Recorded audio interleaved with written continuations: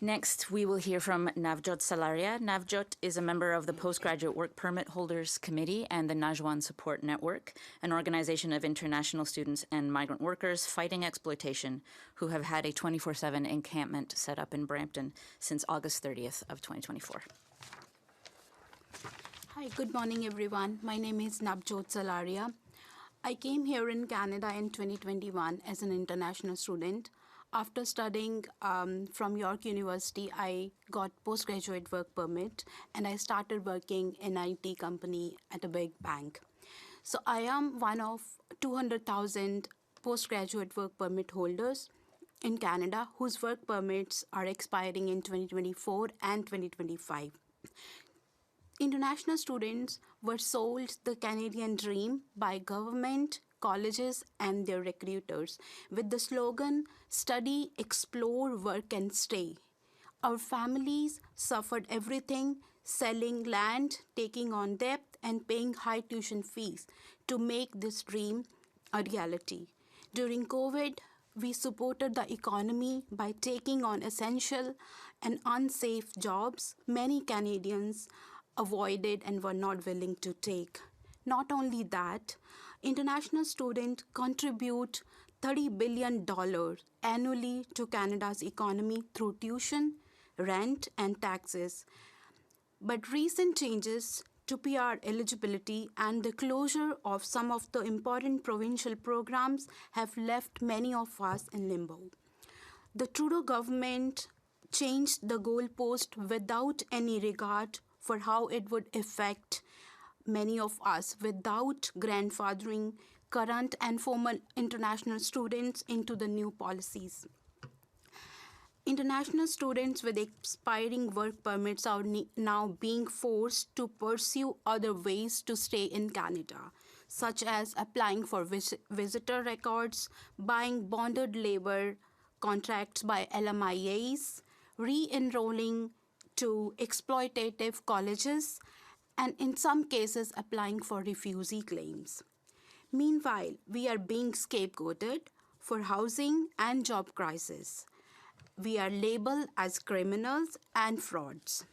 So sometimes I just wonder that was it not long ago that international students were the solution to labor shortage and required for the growth of economy in Canada, and all of a sudden international students became the problem.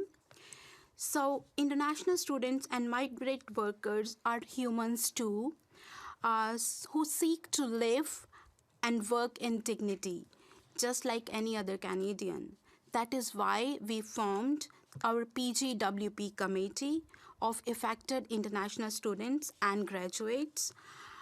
Over the last 8 months, we have been organizing public gatherings, meeting with MPs and MPPs, and conducting public protests to raise awareness about Canada's use and throw policy. But left with no other option, we started a 24/7 encampment protest on August 30th near the busiest highway in Brampton to build public support and push for our demands. Today is our 88th day, and I am one of those living and protesting under the open sky. So far, we have received widespread support from the community members, including Canadian citizens, faith-based organizations like Ontario Gurdwara Committee, and trade unions such as Unifor QP Ontario, UPSU, and Ontario Federation of Labour. Our demands are simple and logical. We ask the Canadian government to act swiftly on one, granting work permit extension to those whose work permits are expiring in 2024 and 2025, ensure a fair pathway to permanent residency, and end labor market assessment-based exploitation. As of the heart of this issue is whether Canada chooses to treat international students and immigrant workers with respect for their labor and contribution to this country's economy, or instead as a disposable item to be used, scapegoated, and discarded. From Komagata Maru to Chinese head text, we have historical evidences of an exploitative immigration policy and system. We hope that our government will not have to apologize for their actions 100 years from now, just as they did for Komagata Maru. To Prime Minister Trudeau and Minister Mark Miller, we ask you to do the right thing today by extending the work permits and ensuring a fair pathway, a fair chance for the permanent residency to postgraduate work permit holders.